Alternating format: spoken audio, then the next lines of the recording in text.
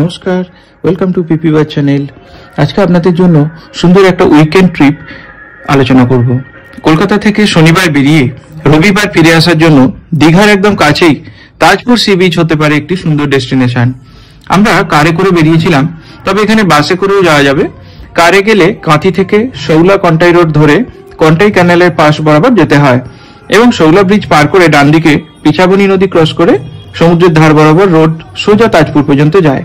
এই রাস্তাটির অপরূপ সৌন্দর্য এবং শৌলা ব্রিজের ওপর দিয়ে যাওয়ার সময় এক অসাধারণ অভিজ্ঞতা আপনি অনুভব করতে পারেন। গুগল ম্যাপ এক্ষেত্রে আপনাকে সম্পূর্ণ সহযোগিতা করতে পারে। তবে আপনারা বালিশাই তাজপুর রোড ধরেও গাড়িতে যেতে পারেন। বাসে গেলে বালিশাই মোড়ে নামতে হবে এবং এখান থেকে অটো করে তাজপুর পৌঁছানো যাবে। তাজপুরে প্রচুর হোটেল বা রিসর্ট রয়েছে, যেগুলি আপনি আগে থেকে গুগল সার্চ করে বুক করতে পারেন। আমরা আগে থেকে বুক করে দিয়েছিলাম হোটেল শ্রেয়সীতে। সমুদ্রের খুব কাছেই ছিল হোটেলটি। শনিবার সকাল 6টার সময় আমরা বেরিয়েছিলাম উলুবেড়িয়া থেকে এবং হোটেলে পৌঁছেই 10টা নাগাদ আগে চেক ইন সেরে নিয়েছিলাম। এরপর দুপুরের খাবার ওই হোটেলে অর্ডার করে দিয়েছিলাম। এবার সমুদ্র দেখার উদ্দেশ্যে তাজপুর বিশ্ব বাংলা ঘাটে আমরা গেছি। এখানে মানুষজন দীঘার মতো অত না থাকলেও মোটামুটি ছিল। নির্জন শান্ত পরিবেশ যারা পছন্দ করেন তাদের খুবই ভালো লাগবে জায়গাটা। এখানে ছোট ছোট চা, স্ন্যাক্স এবং ডাব বিক্রির দোকান রয়েছে। সমুদ্রে অনেকটা সময় কাটিয়ে আমরা হোটেলে ফিরে লাঞ্চ সেরে নিয়ে কিছুটা বিশ্রাম নিয়ে প্রায় সন্ধ্যা 6টা নাগাদ গাড়ি নিয়ে বেরোলাম শঙ্করপুর সি বিচের উদ্দেশ্যে। যারা অটো বা টোটো করে যেতে চান তারাও পারেন, এখানে অটো বা টোটো পেয়ে যাবেন। সমুদ্রের ধার দিয়ে সোজা 10-12 মিনিটের মধ্যেই পৌঁছে গেলাম শঙ্করপুর সি বিচে। যাত্রাপথের অসাধারণ সৌন্দর্য উপভোগ করতে হলে আপনাকে অবশ্যই দিনের আলো থাকতে থাকতে বেরিয়ে পড়তে হবে। আমাদের একটু দেরি হয়ে গিয়েছিল।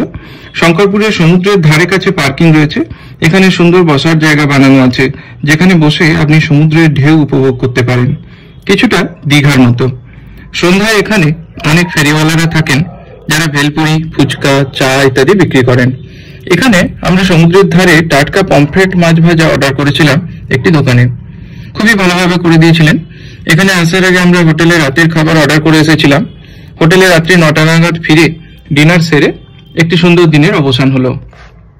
পরের দিন অর্থাৎ রবিবার খুব সকালে উঠে আমরা সমুদ্র স্নানের উদ্দেশ্যে সমুদ্র তীরে গেছিলাম এবং সকালে সমুদ্রের অসাধারণ সৌন্দর্য উপভোগ করলাম।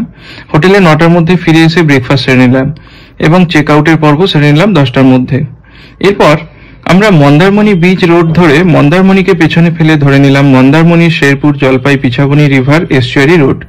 গুগল ম্যাপ ধরে আমরা এগিয়ে চললাম লাল কাঁকড়া বিচের উদ্দেশ্যে।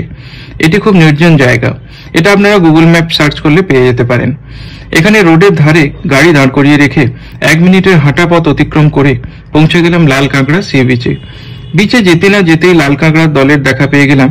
মানুষের উপস্থিতি টের পেলেই ছুটে পালাচ্ছে এরা। একটু দূর এখানে 8 ঘন্টা মতো থেকে আমরা আবার ওই রাস্তা ধরে সোজা শৌলা ব্রিজ পার করে সি ডাইক রোড ধরে নিলাম।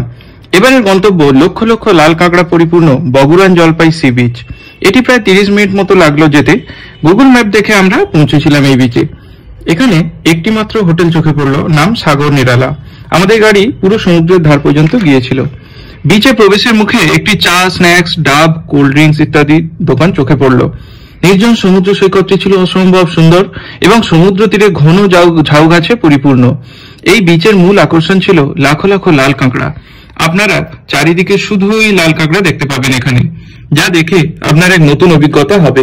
এখানে প্রায় 30 মিনিট মতো থেকে আমরা এবার সোজা রওনা দিলাম কাঁথির উদ্দেশ্যে।